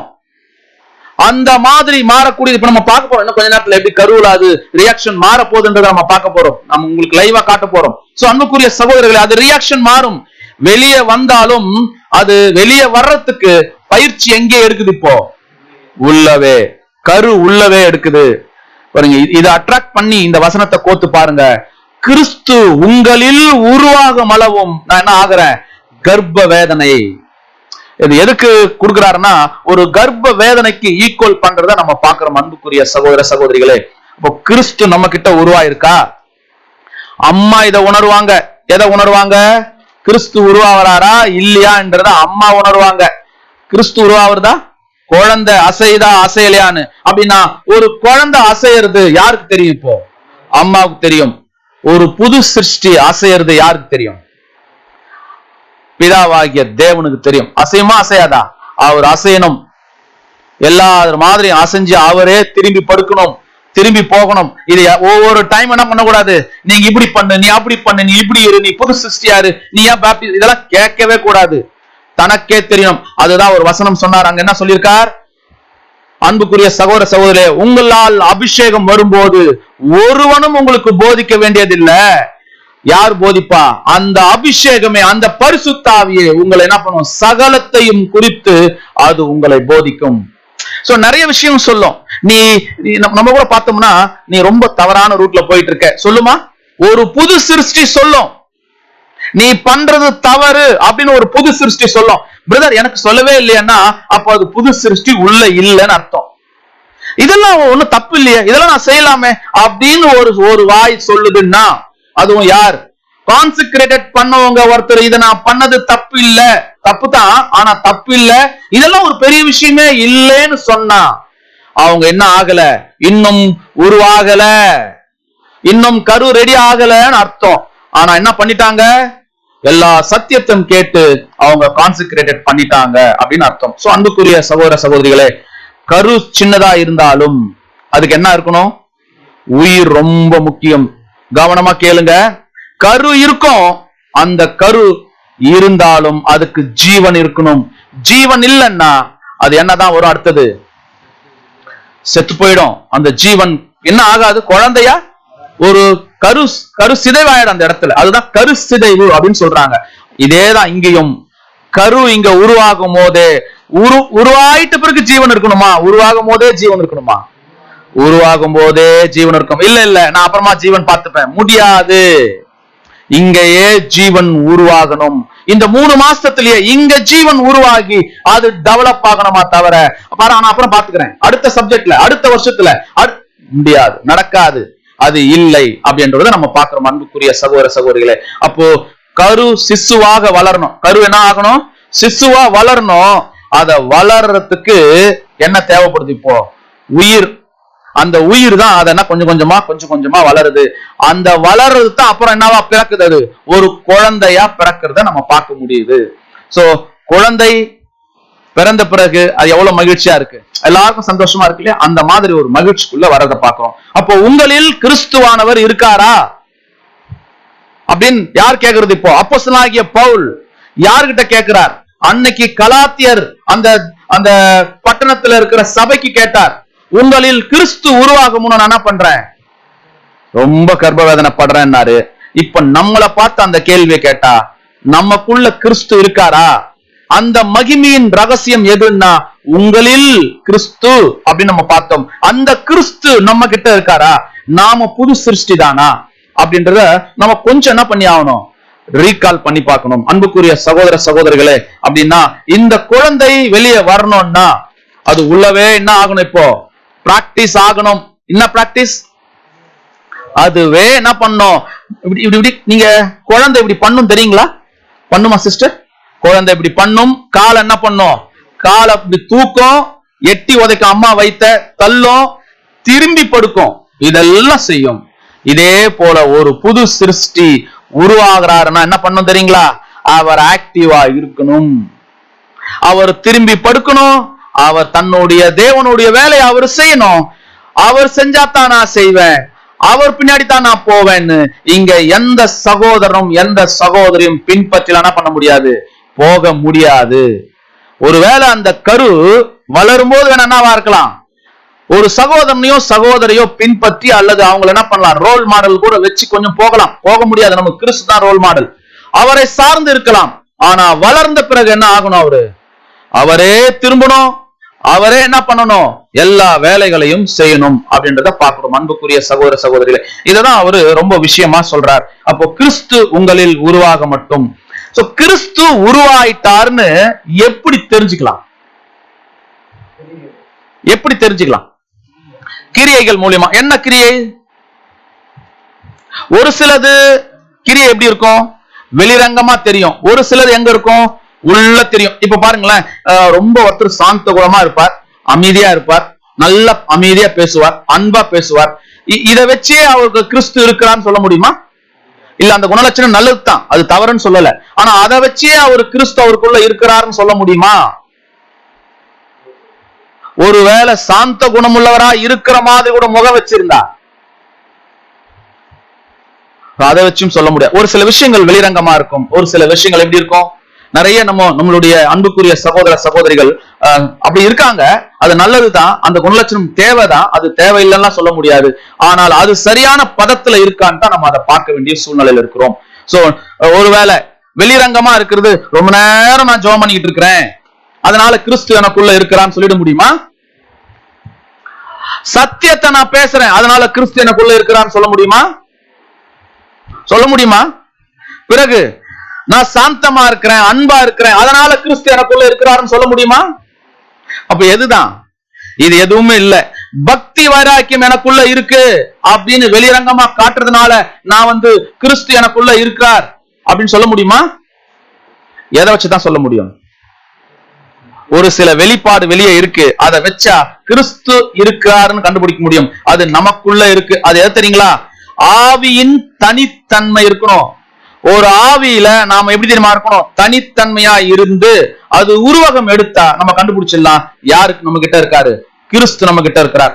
அது பாத்தீங்கன்னா அன்பு அதுல வெளியாகும், விசுவாசம் அதுல வெளியாகும், கீழ்ப்படிதல் அதுல வெளியாகும், வைராக்கியம் அதுல வெளியாகும். இந்த வெளியாகிறத வச்சு பார்த்தா இந்த நாலு விஷயத்துல நம்ம கண்டுபிடிச்சிடலாம் கிறிஸ்து யாருக்குள்ள இருக்கிறதா கண்டுபிடிக்கலாம். நமக்குள்ள இருக்கிறார். நமக்குள்ள அன்பு இருந்தா அது வெளிரங்கமா தெரியும். அது மாயமானதா இருக்காது, மாயமற்றதா இருக்கும். அந்த அன்பு நம்ம என்ன பண்ணலாம், வெளியே காமிக்கலாம்.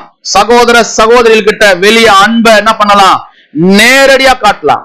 நேரடியா காட்டுறதுக்கு அது கிறிஸ்துவோட குணலட்சணம். அதை என்ன பண்ண முடியும், நம்மளால வெளிப்படையா பார்க்க முடியும். அடுத்தது விசுவாசம். எந்த விசுவாசம்? நம்ம எந்த விசுவாசத்துக்குள்ள இப்ப வந்திருக்கிறோம்?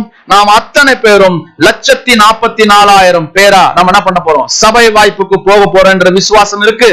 நாம கிறிஸ்துவின் சாயலுக்கு தான் வந்திருக்கிறோம் அப்படின்ற ஒரு விசுவாசம் இருக்கு. எல்லாருக்கும் இருக்கா? எல்லா கான்சிக்ரேட்டருக்கும் இருக்கா? எல்லா உடன்படிக்கை எடுத்தவங்களுக்கும் இந்த விசுவாசம் இருக்கா? இருக்கு, ஆனா இல்ல. இல்ல, ஆனா இருக்கு. இந்த நாளும் இருக்கா? அன்பு இருக்கா? விசுவாசம் இருக்கா? வைராக்கியம் இருக்கா? கீழ்ப்படிதல் இருக்கா? இருக்கு, ஆனா இல்ல. இல்ல, ஆனா இருக்கு. இப்படி சொன்னீங்கன்னா இருந்தா எப்படி என்ன தெரியுங்களா, அவங்க ஒரு நிலையில இல்லைன்னு அர்த்தம். அண்டர்ஸ்டாண்ட் ஆகுதுங்களா? இருக்கு ஆனா இல்ல, இல்ல ஆனா இருக்கு அப்படின்னா என்ன அர்த்தம்?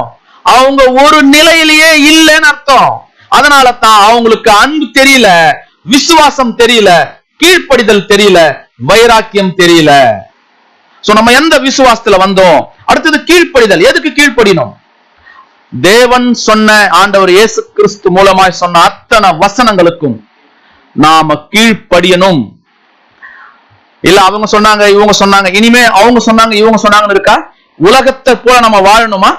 கிறிஸ்து இந்த உலகத்துல வாழ்ந்தார். 2ஆம் உலகத்துல கிறிஸ்து வாழ்ந்தார். நம்ம எந்த உலகத்தை வாழ்ந்துட்டு இருக்கோம் இப்போ? இந்த 2ஆம் உலகத்துல தான் நாமளும் வாழறோம். இதே உலகத்தினுடைய துவக்கத்துல தான் ஆண்டவர் இயேசு கிறிஸ்து வாழ்ந்தார். இந்த உலகத்துல அவர் வாழும்போது சொன்ன விஷயம் என்ன தெரியுங்களா? நான் உலகத்தான் அல்லாதது போல நீங்களும் உலகத்தான் அல்லன்னார். யாரை பார்த்து? சீஷர்களை பார்த்து. அப்படின்னா யாரை பார்த்து சொல்லி? நாமளும் யார் தான் இப்போ அவருக்கு? சீஷர்கள் தான். நம்மளை பார்த்து சொன்னார், நான் இந்த உலகத்துல தான் பிறந்தேன், இந்த உலகத்தில் தான் வளர்ந்தேன், வாழ்ந்தேன். இந்த உலகத்துல தான் மரிச்சேன், இந்த உலகத்துல தான் செத்து உயிரோட உயிர் தெழுந்து பிதாவினுடைய வலது பரிசில் வீட்டிருக்கிறேன். ஆனா இந்த உலகத்துல வாழ்ந்த எனக்கு இந்த உலகத்துக்கும் எனக்கும் ஒரு சம்பந்தமும் இல்லை. அதே போல என்னை பின்பற்றி வருகிற அன்புக்குரிய சகோதர சகோதரிகளே, நீங்களும் எப்படி இருக்கணும்னு சொல்றார் தெரியுமா? இந்த உலகம் எனக்கு எப்படி இருந்துச்சோ அதேதான் உங்களுக்கும். நம்ம என்ன ஆயிடுறோம், சில நேரங்கள்ல நாம கூட சத்தியத்துக்கு வர்றதை விட்டுட்டு உலகப்பிரமான காரியங்களுக்கு முக்கியத்துவம் கொடுத்து என்ன பண்ணிடுறோம், போயிடுறோம். யாருக்கு? நண்பன் கூப்பிட்டான், சகோதரர் கூப்பிட்டாங்க, சகோதரிகள் கூப்பிட்டாங்க, அல்லது வேற ஏதோ முக்கியமான நிகழ்வுகளுக்கு நம்ம என்ன பண்றோம், இந்த காரியங்களை ஒதுக்கி விடுறோம். இது மாதிரி பண்ணலாமா? அப்போ நமக்குள்ள கிறிஸ்து உருவாகிட்டு இருக்காருன்னு அர்த்தமா? கிறிஸ்து உருவாகிறாரா இருந்தால் கரு வந்துகிட்டு இருக்குன்னா என்ன ஆயிடுவோம், அதுக்குள்ள ஜீவன் இருக்கும், வளர்ந்துகிட்டே வரும். அன்புக்குரிய சகோதர சகோதரிகளே, அப்படின்னா இது வெளிரங்கமா இருக்கும். அந்த அன்பு, அந்த விசுவாசம், கீழ்ப்படிதல், அடுத்தது வைராக்கியம். கிறிஸ்துவுக்காக ஏதாவது நான் செய்யணும்ன்ற ஒரு வைராக்கியம் இருக்கும். அன்னைக்கு யாருக்கு வைராக்கியம் இருந்துச்சு? இஸ்ரவேல் ஜனங்களுக்கு வைராக்கியம் இருந்ததா இல்லையா? வைராக்கியம் இருந்தது. தேவனா அவங்களுக்கு தெரியாதா? தேவனை தெரியும். தேவன் மேல அவ்வளவு வைராக்கியம் வச்சாங்க. அவங்களுடைய வழிபாட்டுல ரொம்ப பயந்தாங்க. ஆனா உங்களுக்காக ஒரு மேசியா பிறக்க போறார்.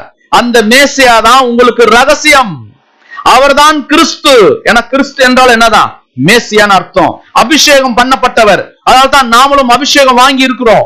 இப்படி சொல்லப்பட்ட அந்த விஷயத்தை அவங்க யாருன்னா நம்பினாங்களா? நான் தான் என் பிதாவினிடத்தில் வந்தவன் அப்படின்னு ஆண்டவர் இயேசு கிறிஸ்து சொல்றார்.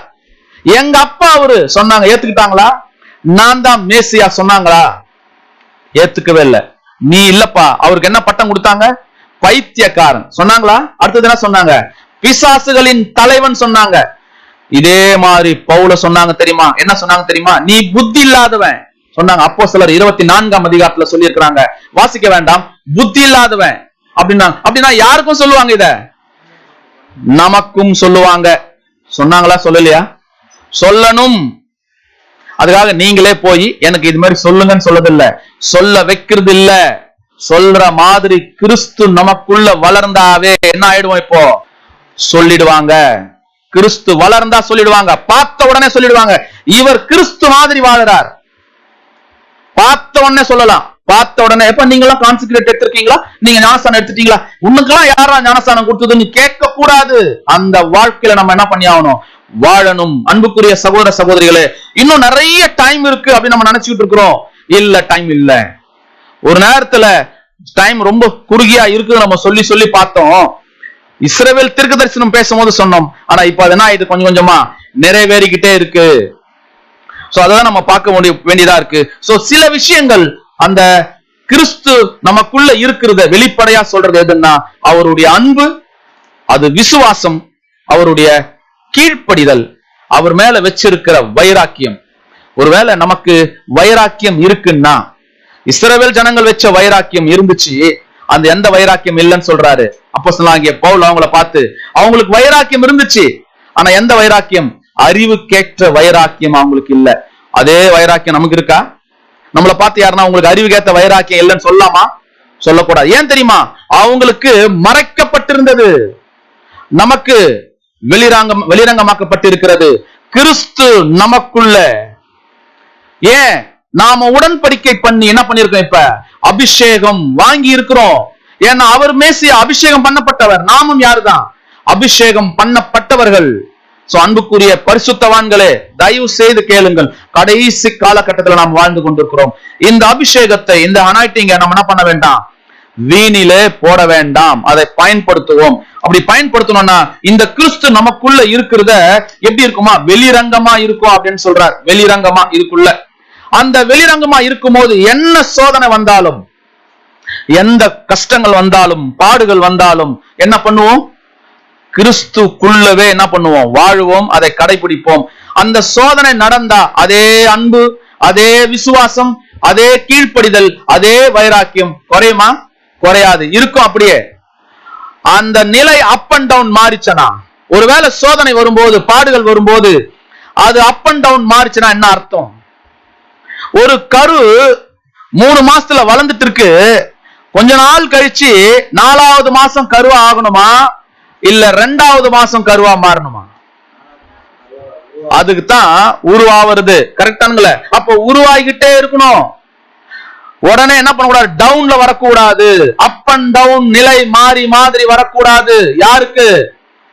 கான்சிக்ரேட் பண்ண ஒவ்வொருவருக்கும் நம்மளுடைய நிலை போராட்டம் தான், பாதிப்பு தான், பாடுகள் தான், சூழ்நிலை மாறும் தான். மாறினாலும் அதே அன்பு, அதே விசுவாசம், அதே கீழ்ப்படிதல், அதே வைராக்கியம் இருக்கணும். அந்த டைம்ல என்ன ஆகக்கூடாது? அப் அண்ட் டவுன் ஆகக்கூடாது. அப் அண்ட் டவுன் ஆச்சானா நம்ம என்ன இருக்கணும்னு அர்த்தம்? கரு உருவாகல, கரு ஜீவன் இல்லைன்னு அர்த்தம். ஜீவன் இல்லாத கரு என்ன ஆகும்? செத்து போயிடும். குழந்தையா மாறுமா? மாறாது. அன்புக்குரிய சகோதர சகோதரர்களே, நம்மளுடைய டெஸ்ட் இப்போ வருது, நல்லா புரிஞ்சுக்க. இப்போ நம்ம டெஸ்ட் வந்தாச்சு. அது காரணம் என்ன? நமக்கு எல்லாருக்கும் டெஸ்ட் வரலையா? எல்லாருக்கும் வருது டெஸ்ட். டெஸ்ட்ல பாஸ் பண்றவங்களும் இருக்கிறோம், டெஸ்ட தூக்கி ஓரம் வச்சுட்டு போறவங்களும் இருக்கிறோம். நீ இருங்க நான் பாத்துக்கிறேன்னு சொல்லிட்டு போறவங்களும் இருக்கிறோம். டெஸ்ட் வரும். அது வரும்போது அது வரக்கூடாதுன்னு சொல்லக்கூடாது. அதை இனிமையா ஏத்துக்கிட்டு அந்த தேவன் கொடுக்கிற அந்த பரீட்சையில நம்ம என்ன பண்ணி ஆகணும்? பாஸ் பண்ணணும். சோ பாஸ் பண்றதுக்கு தான் இந்த நிலையெல்லாம் நமக்கு அவர் கொடுக்கிறார். சோ மற்றவர்களை பற்றி நம்ம என்ன பண்ணக்கூடாது? இந்த இடத்துல அவங்க அப்படி இருந்துக்கிறாங்களே, அவங்க ஒரு பைபிள் ஸ்டூடெண்டா, நான் ஒரு பைபிள், அப்படி இல்ல. அவனுக்குரிய காரியங்களை அவர்கள் தான் என்ன பண்ணி ஆகணும்? நிலை எடுத்து பார்க்கணும். அன்புக்குரிய சகோதரர்களே, அப்ப நான் அந்த மகிமையை சுதந்திரிக்க முடியுமா? முடியுமா? முடியுமா? எந்த மகிமையை?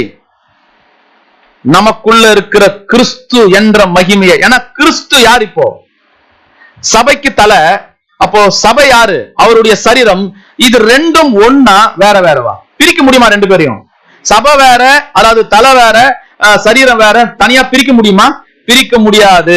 அப்போ பிரிக்க முடியாதுன்னா அந்த மகிமையை சுதந்திரிக்க போகிறவர்கள் யார்? நாம தான். நல்ல தைரியமா சொல்லுங்க, நாம தான். நமக்கு எது எதெல்லாம் இருக்கணும்?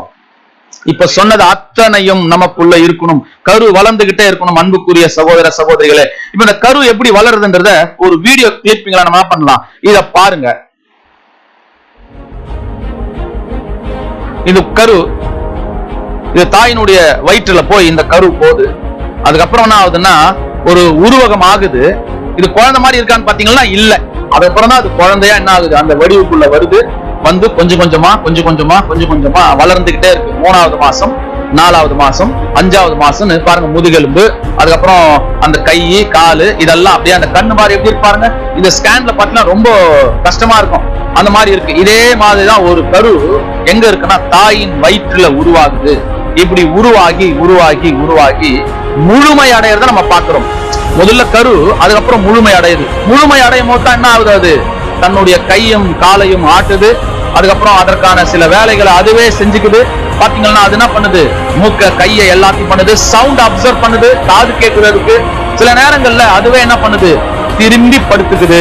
பாருங்க, கைய கால ஆட்டுதுங்களா, குதிக்குதுங்களா, எல்லாம் செய்யுது. ஆக்ஷன்ல, அசைவுல இருக்கு. கொஞ்சம் அப்படியே திரும்பி கூட அது என்ன பண்ணுது? படுத்துக்குது. படுத்துக்கிட்டு 9 மாசத்துக்கு அப்புறம், ஆஃப்டர் த 9 monthsக்கு அப்புறம் என்ன தெரியுமா பண்ணுது? முழுமை அடைஞ்சிடுது. அது முழுமை அடைந்து என்ன பண்ணுது தெரியுங்களா? அதுவே கொஞ்சம் கொஞ்சமா தன்னுடைய தாயினுடைய வயிற்றில இருந்து என்ன பண்ணுது? அது வெளியே வர்றத நாங்க பார்க்கலாம். சோ அப்படித்தான் கிறிஸ்து. இததான் பவுல், அப்போஸ்தலனாகிய பவுல் சொல்றார், உங்களில் கிறிஸ்து உருவாகும் அளவும் கர்ப்ப வேதனை படுறேன் அப்படின்னு சொல்றார். சோ ஒரு கர்ப்ப வேதனைக்குள்ள, எந்த கர்ப்ப வேதனை? எப்படி ஒரு தாய் தன்னுடைய பிள்ளையை பெற்கும் போது கர்ப்ப வேதனை படுவாங்களோ அந்த மாதிரி பாருங்க, அந்த குழந்தை முழுமை அடைஞ்ச உடனே தன்னுடைய தாய் வயிற்றிலிருந்து என்ன பண்ணுது? அது வெளியே வர்றத நம்ம பார்க்கிறோம். சோ வெளியே வந்தா என்ன அர்த்தம்? மகிமை, நாம அழியாமைக்குள்ள போயிடுவோம், திவ்ய சுபாவத்துக்குள்ள போயிடும். அன்புக்குரிய சகோதர சகோதரிகளே, இப்படித்தான் ஒரு கரு உருவாகுற மாதிரி கிறிஸ்து நமக்குள்ள என்ன ஆகணும்? உருவாகணும். இத மைண்ட்ல அப்படியே பிக்ஸ் பண்ணி வைங்க. கொஞ்சம் கொஞ்சமா வளரணும். அசைவு இருக்கணும். நமக்குள்ள உயிர் இருக்கணும், ஜீவன் இருக்கணும். அசைவு இல்லாம நாம இருந்தோம்னா நமக்கு பேர் என்ன தெரியுமா? அது இது மாதிரி வருமா? அழிவில்லாமைக்கு போகுமா? குழந்தையா பிறக்குமா? நீங்களே திங்க் பண்ணி பாருங்க அன்புக்குரிய சகோதர சகோதரிகளே. இத சொல்லிட்டு கலாத்தியர் 4ஆம் அதிகாரம் 20ஆம் வசனம் சொல்றாரு, உங்களை குறித்து நான் சந்தேகப்படுகிறபடியால் நான் இப்பொழுது உங்களிடத்தில் வந்திருந்து வேறு வகையாக பேச விரும்புகிறேன். எப்படி பேச போறாரா? கிறிஸ்து உங்களில் உருவாக மட்டும் நான் கர்ப்பவேதனைப்படுறேன். இது நீங்க பண்ண மாட்டீங்க, சந்தேகப்படுற உங்களை குறித்து இதை நான் வேற வகையா பேசலான்னு இருக்கிறேன். சோ வேறு வகையா என்ன அர்த்தம் தெரியுங்களா? இன்னும் கொஞ்சம் ஹார்டா, இன்னும் கொஞ்சம் வைராக்கியமா, இன்னும் கொஞ்சம் ஸ்டெப் கொடுத்து, இன்னும் கொஞ்சம் ஸ்டஃப் கொடுத்து பேசுறதுக்கு அவர் வரார். அதுக்கப்புறம் என்ன பேசுறாருன்னா, ஆகார பத்தியும் சாரால பத்தியும், ஆகார் அடிமை பெண், சாரால் சுயாதீன தாய் அப்படின்னு சொல்லி அங்க பேசி அவர் முடிக்கிறார். ரொம்ப ஸ்டஃப் கொடுக்கிறார் அந்த இடத்துல. யாருக்கு? கலாத்தியர் அந்த பட்டணத்துல இருக்கிற சபை மக்களுக்கு ரொம்ப ஸ்டெப் கொடுக்கிறார். நீங்க என்ன பண்ணிட்டீங்க? அந்த தெய்வங்களை வணங்குறதுக்கு அங்க இருக்கிற எல்லாத்துக்கும் போயிடுறீங்க. இது யார் தெரியுமா? கிறிஸ்து உங்களில் உருவாகணும் அப்படின்னு சொல்றார். அன்புக்குரிய சகோதரிகளே, நாம எப்படி இப்ப இருக்கிறோம், நம்மளுடைய வாழ்க்கை எப்படி இருக்கிறது என்பதை குறித்து நாம இங்க கொஞ்சம் ஆலோசனை பண்ணலாம். நம்ம கேட்ட விஷயத்திலிருந்து நாம நம்மளுடைய கரு கொஞ்சம் கொஞ்சமா நம்ம எடுத்த உடன்படிக்கையிலிருந்து நம்ம கரு வளர்ந்து இருக்கிறதா? வளர்ந்து இப்ப என்ன ஆகணும்? ஆக்சுவலா என்ன ஆயிருக்கணும்? எல்லாரும் செத்து போயிருக்கணும். கரு வெளியே வந்துச்சுன்னா எங்க போயிருப்பாரு அவரு? அவ்வளவு அழியாமை திவ்ய சுபாவத்துக்கு போறதுக்கு தான் நாம் வந்திருக்கிறோம். சோ அன்புக்குரிய சகோதரிகளே, நாம நம்மளுடைய இந்த ஒரு வசனத்தை திரும்ப நம்ம வாசிக்கலாம். கொலோசியர் 1:27 வாசிக்கலாம். கொலோசியர் 1:27.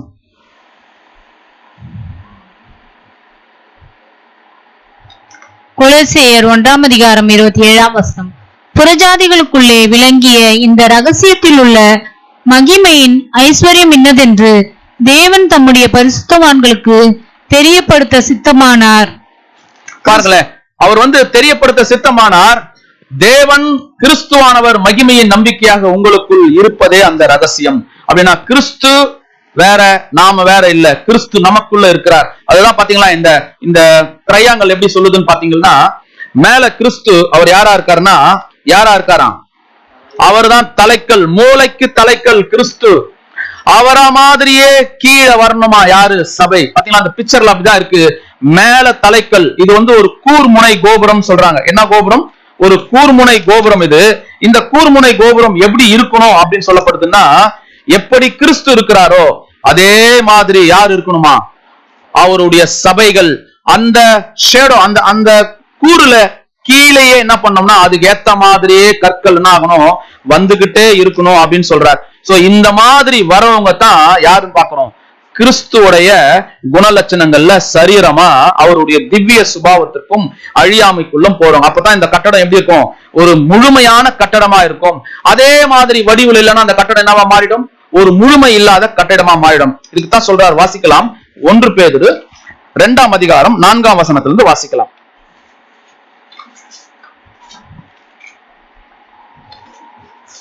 1 பேதுரு 2:4 முதல்.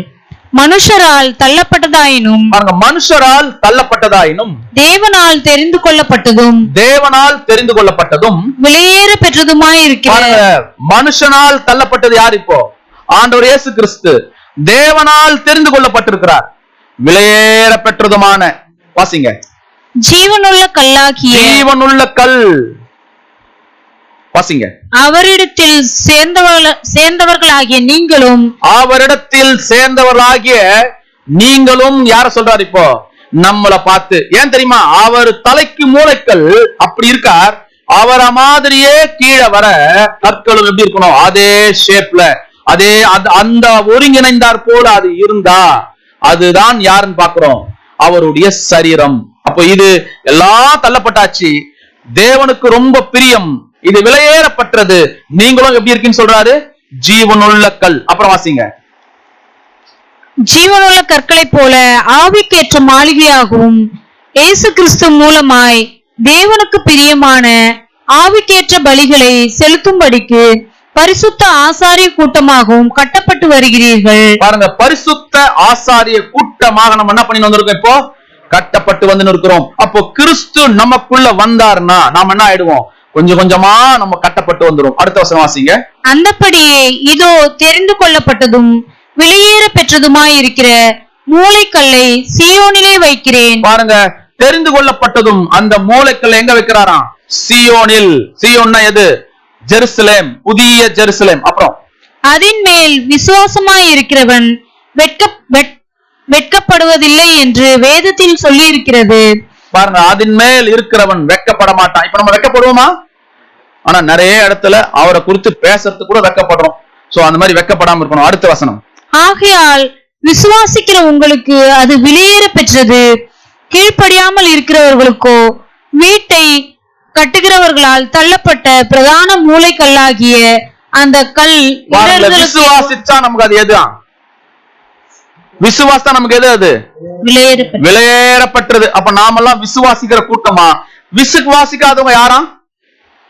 தள்ளப்பட்டது. சோ அன்புக்குரிய சகோதர சகோதரிகளே, நாம தள்ளப்பட்ட லிஸ்ட்ல இல்லாம நாம எந்த லிஸ்ட்ல இருக்கணும்? இப்போ விசுவாசிக்கிற லிஸ்ட்ல நம்ம கண்டிப்பா கிறிஸ்து எனக்குள்ள என்ன இருக்கார்?